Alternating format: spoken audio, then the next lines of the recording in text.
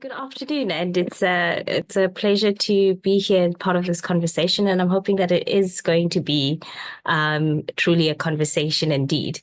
And I've borrowed my title, the title for my presentation today from Rickford, because it describes just how central and housing, but specifically adequate housing, is to the fight against climate change.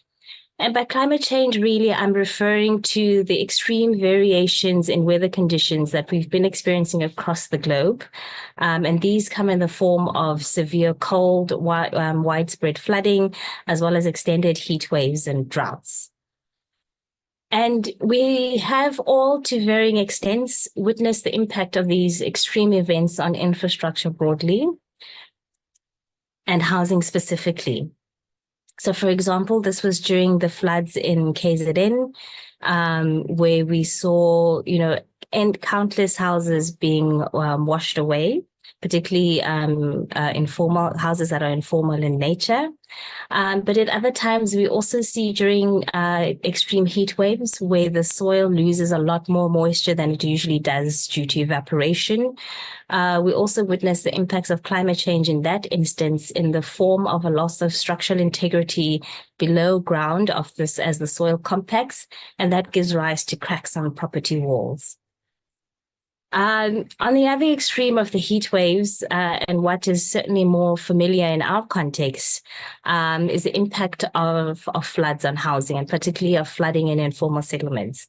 And even in these moments, people seek shelter in their houses.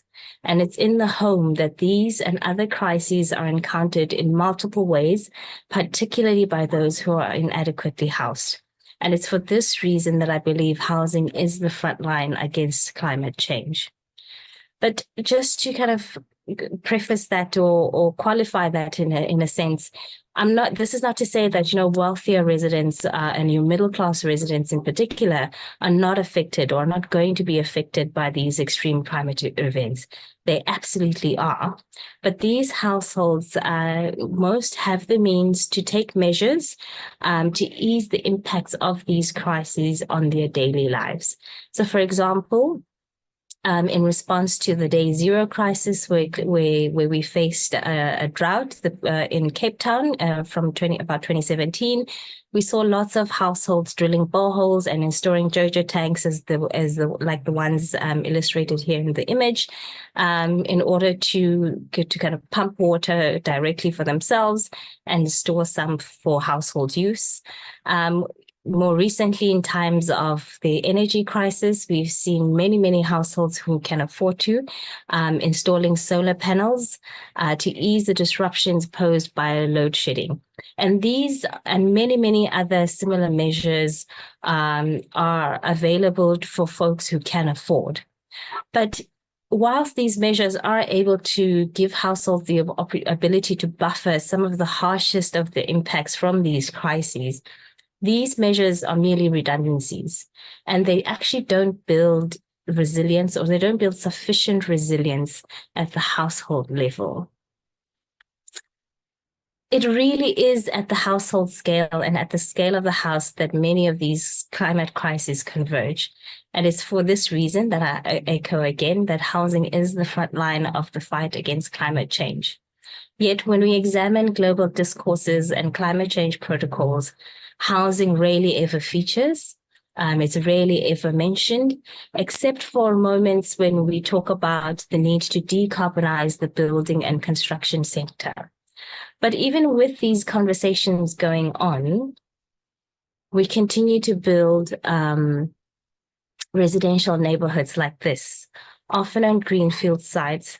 And these kind of residential developments are doing untold damage to the environment and the climate. And whilst we do absolutely need to respond to the housing crisis, we must also be aware that how we realize the right to housing or the right to adequate housing, if you are a stickler for wording, has tremendous implications for climate change. Our response, and equally the lack thereof of a response to the housing crisis, will absolutely determine the overall effectiveness of broader efforts at climate adaptation and mitigation. So, by way of conclusion, and to kind of also preface the conversation and coming up ahead, what does that mean for us practically? What it means then is that we need to consider the right to adequate housing as central to our climate change adaptation and mitigation efforts. In case we need to be convinced a bit more about this, we can look no further than the COVID-19 pandemic, during which we all had to, in most countries, individuals had to spend lockdowns at home. The house became the site at which one could buffer themselves and protect themselves against catching the virus. And what this example really does illustrate is that housing is not only the front line in the fight against climate change, but it's really the front line of defense against a whole host of other crises, including pandemics that we're yet to experience.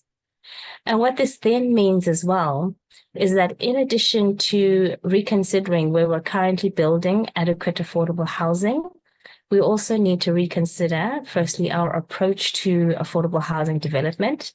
So then this becomes a question of not how we build houses, but also why. So Marie in the previous slide noted that, one of the former ministers said, now is not the time for policy. I absolutely believe that now is the time to come back to look at our policies. And we need to ask ourselves critically, why we're building houses, right? And the purpose that housing should serve. And in asking that question, we are also tasked with developing environmentally sound housing construction and maintenance processes that will help us address the effects of climate change on housing.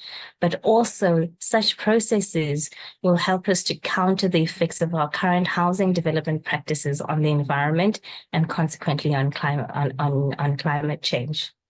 In asking why, we are then able to also interrogate the hidden and primarily financial logics of the market that underlie the housing affordability crisis worldwide. And simultaneously asking why will also be able to enable us to push backtrack. And these hidden financial logics, rather, are the ones that simultaneously push affordable housing developments to the urban periphery. So the question that I leave with you for this afternoon is not a why question, it's also a what question. And it invites us to open up our imaginations. And the question is, what could adequate affordable housing look like outside of the logics of the market? Thank you.